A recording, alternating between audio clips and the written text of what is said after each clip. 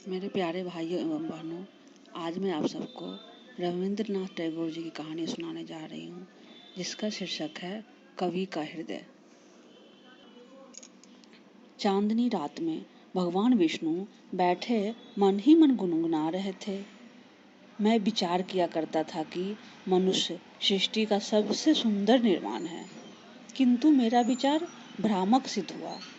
कमल के उस फूल को जो वायु के झोंकों से हिलता है, मैं देख रहा हूँ कि वह संपूर्ण जीव मात्रा से कितना अधिक पवित्र और सुंदर है।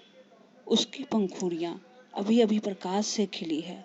वह ऐसा आकर्षक है कि मैं अपनी दृष्टि उस पर से नहीं हटा सकता। हाँ, मानवों में इसका समान कोई वस्तु विद्यमान नहीं। विष्णु भगवान ने एक डंडी सांस खींची।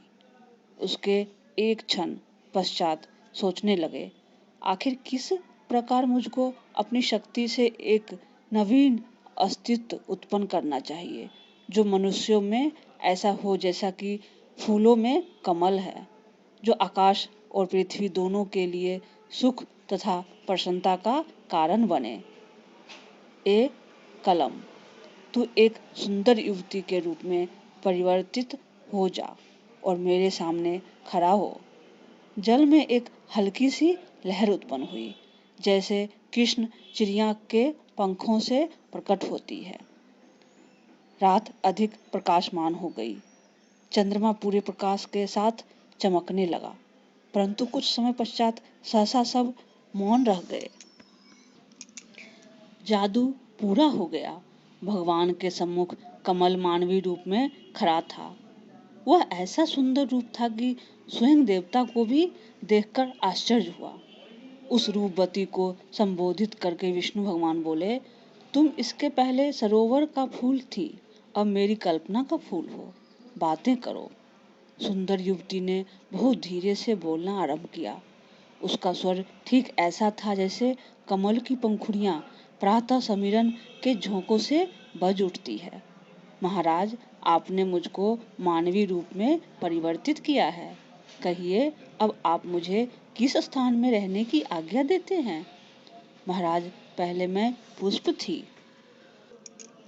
तो वायु के थपेड़ों से डरा करती थी और अपनी पंखुड़ियां बंद कर लेती थी। मैं वर्षा और आंधी से भय मानती थी। बिजली और उसकी कड़क से मेरे हृदय को डर लगता था। मैं सूर्य को की जलाने वाली किरणों से डरा करती थी। आपने मुझको कमल से इस अवस्था में बदला है, अतः मेरी पहले सी प्रकृति है। मैं पृथ्वी से और जो कुछ उस पर विद्यमान है, उससे डरती हूँ। फिर आज्ञा दीजिए, मुझे कहाँ रहना चाहिए? विष्णु ने तारों की ओर दृष्टि की। एक क्षण तक कुछ सोचा, उसके बाद पूछा, क्या तुम नागराज के शिखरों पर रहना चाहती हो? नहीं महाराज, वहाँ बर्फ है और मैं शांत से डरती हूँ। अच्छा, मैं सरोवर की तह में तुम्हारे लिए शीशे का महल बनवा दूंगा।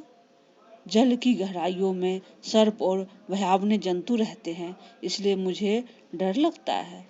तो क्या तुमको सुनसान उजाड़ स्थान रुचिकर है? नहीं महाराज, वन की तूफानी समीर और दामिनी की भयावनी कड़क का मैं किस प्रकार सहन कर सकती हूँ?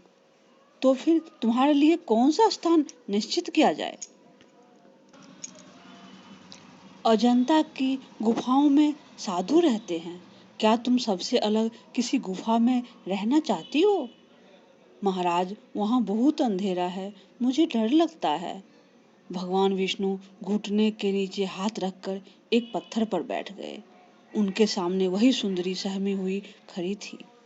बहुत देर के उपरांत जब उषा किरण के प्रकाश ने पूर्व दिशा में आकाश को प्रकाशित किया, तब सरोवर का जल, तार के वृक्ष और हरे बांस सुनहरे हो गए। गुलाबी बगुले, नीले सारस और श्वेत हंस मिलकर पानी पर और मोर जंगल में कूकने लगे। तो उसके साथ ही वीणा की मस्त कर देने वाली लय से मिश्रित प्रेम गान सुनाई देना आरंभ हुआ। भगवान अब तक संसार की चिंता में संलग्न थे। अब चौंके और कहा, देखो, कवि वाल्मीकि सूर्य को नमस्कार कर रहा है। कुछ समय के पश्चात केसरिया पर्दे जो चांदनी को ढके हुए थे उठ गए और सरोवर के समीप कवि वाल्मीकि प्रकट हुए। मनुष्य के रूप में बदले हुए कमल के फूल को देखकर उन्होंने वाद्य यंत्र बजाना बंद कर दिया। वीणा उनके हाथों से गिर पड़ी। दोनों हाथ जंघाओं पर जा लगे। वह खड़े के खड़े रह गए, जैसे सर्वथा किंकर्तव्य विमूढ़ थे। भगवान ने पूछा, वाल्मीकि क्या बात है, मौन हो गए? वाल्मीकि बोले, महाराज, आज मैंने प्रेम का पाठ पढ़ा है, बस इससे अधिक कुछ न कह सकें। विष्णु भगवान का मुख सहसा चमक उठा। उन्होंने कहा, सुंदर कामनी, मुझको तेरे लिए योग स्थान मिल गया। जा कवि के हृदय में निवास कर। भगवान ने वाल्मीकि के हृदय को शीशे के समान निर्मल बना दिया था।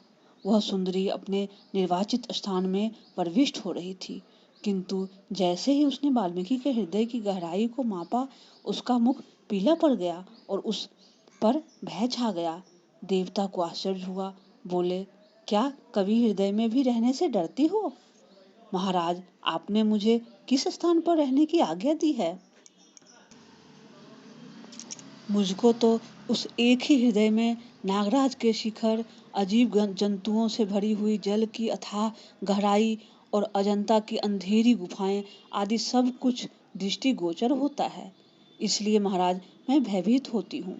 यह सुनकर विष्णु भगवान मुस्कुराए और बोले, मनुष्य के रूप में परिवर्तित सुमन रख, यदि कवि के हृदय में हिम है तो तुम वसंत ऋतु की उष्ण समीर का झोंका बन जाओगी, जो हिम को भी पिघला देगा।